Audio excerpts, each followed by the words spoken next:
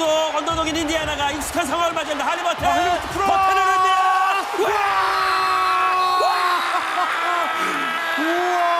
할리버튼! 와우! Hall has to get it in, finds Sims. Sims avoids the contact. Sims lays it in. What? What? I just want to first congratulate the Fever, congratulate staff and Kelly and their team for just a monumental run. I mean, they embody everything that Indiana basketball is about, and the grit and the guts and everything else was amazing to watch, and they were right there. And so sad that it ended, but an amazing run and one of the great coaching jobs I've ever seen. 안녕하세요, 미저씨입니다. 오늘 아침 인디애나 피버가 시즌 종료 인터뷰, 즉 엑싯 인터뷰를 진행하였습니다. 케이틀린 선수가 직접 전한 이야기를 함께 들어보시죠. Caitlin, what's the status of your health right now, and what specifically injury-wise between the ankle and the groin was it that prevented you from coming back this year?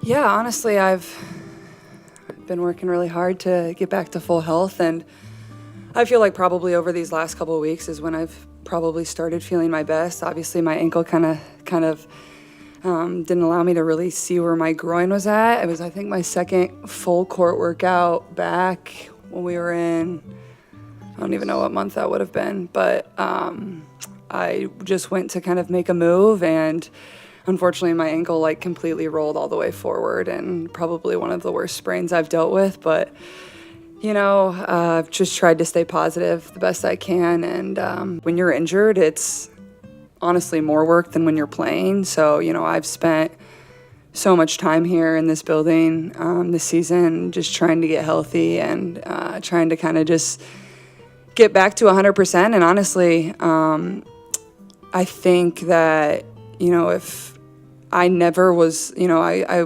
obviously played that game in Connecticut, and that's where I kind of felt some more pain in my right groin, and then obviously had some tests and other things done, and you know, there was no decision of like, this is the end of my season. I had full intention of returning, and I think in a way that was probably positive for me, because that's how I approached every single day. I came in here like I was going to play, I was going to get back out on the court, and it probably would have been even more devastating and crushing knowing that I was never going to be able to put my uniform back on for the rest of the season. But you know, you just approach it like every single day you attack and get better, and it'll be the same for me going forward. Like, that work doesn't stop, and you know, I think I've had really good perspective on it all, and that's probably what I'm most proud of too. Hey Caitlin, good to see you. Obviously there's been a lot kind of going on this week. What?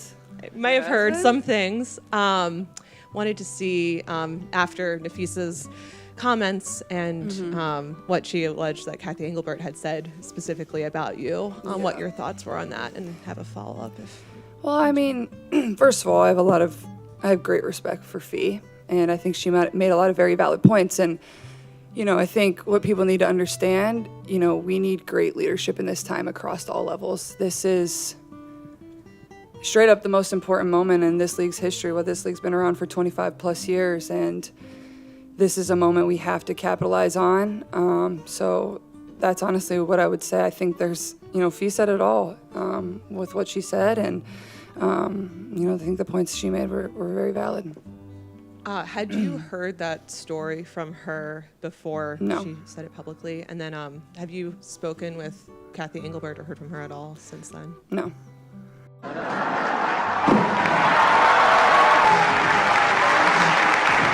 are your plans for the off season, and possibly playing or just doing individual workouts? Yeah, I mean, probably take a little bit of a break here, just for maybe a week. I don't really want to lose a ton of the stuff I've worked on, and just trying to get my body back to full health.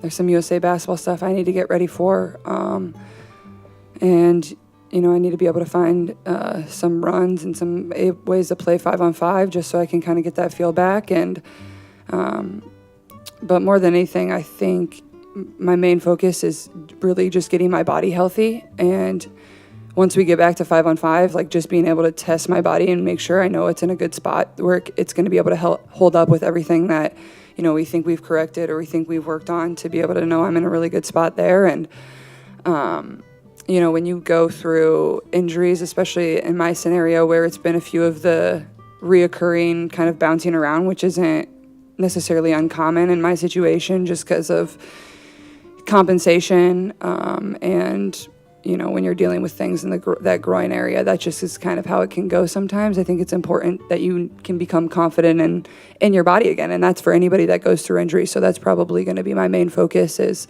you know, just feeling 100% again, and then obviously, you know, having that confidence in my body too.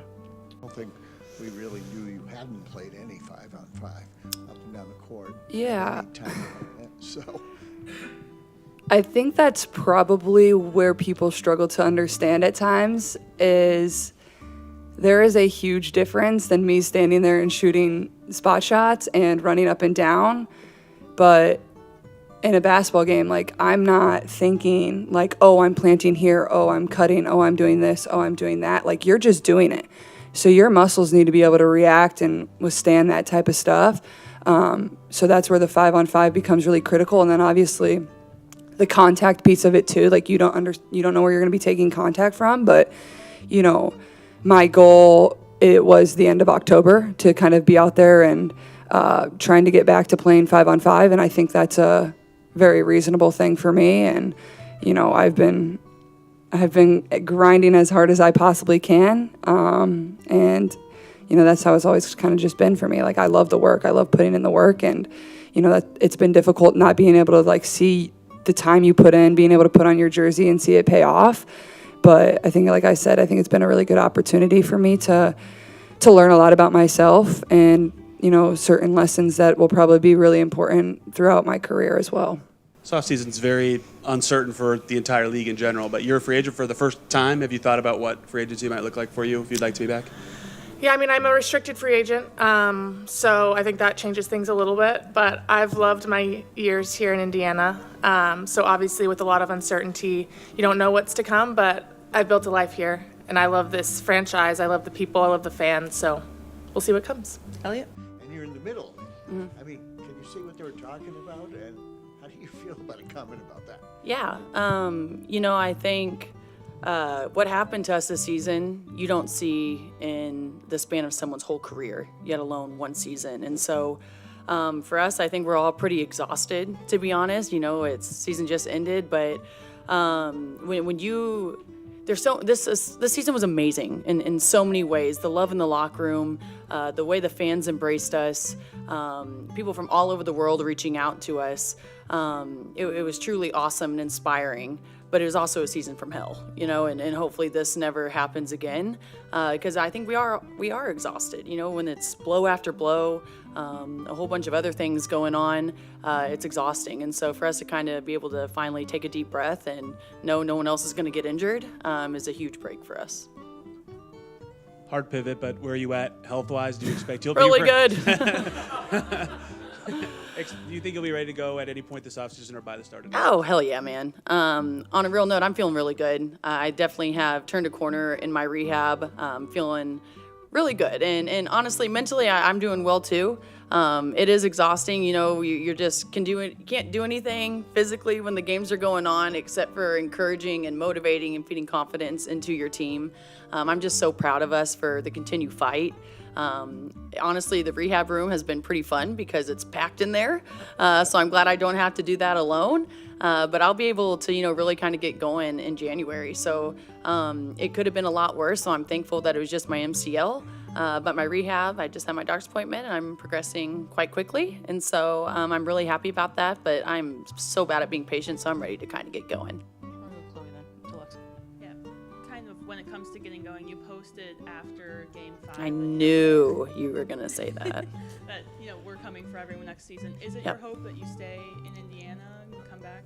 I have loved being here. And I don't think that's news to anybody. I think that just being back in the Midwest and being around girls who you truly do love, like I've been in the league for 7 years and I've never been a part of a team like this. And so when you've been through this type of season together, when you're invested in each other's lives outside of basketball, of course you want to come back. I'm definitely going to be entertaining other teams, other offers, but my hope is, that I've had a great time here and I would like to continue that. But I also think with the new CBA, there's a lot on the line. And so I might be blonde, but I can't just not look at other opportunities. Sophie, you said after Game 5, I got a lot on my mind. Oh, boy. What particularly, in what direction was your mind racing at that juncture? I mean, everywhere. And I'm going to be good today. I am, because I'm just tired of our league. They need to step up and be better. Our leadership from top to bottom needs to be held accountable. I think that there are a lot of people in the position of powers in the WNBA who they might be really great business people, but they don't know shit about basketball, and that's got to change.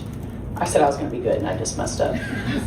But I do. I think everyone's frustrated when NBA players from that side of things are reaching out to us, just like in awe of how terrible it is.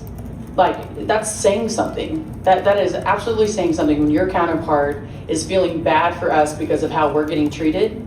I mean, come on. And that's from leadership. That's from, I'll just leave it there. From our leadership, it's just bad. When fans and players, especially players, when we're competing at the highest level and it's like a battlefield out there, when we're agreeing on the court because of how awful the officials are, like that's saying something. Like, listen to us. We're not going to come for your heads, but I think there is room for improvement to change the criteria when the whole league is asking for it. But when the leadership isn't doing anything about it, why? And so I think there's just frustration. The game's not fun to watch because everyone's just trying to kill each other, because that's how you're going to survive. Otherwise, you get injured.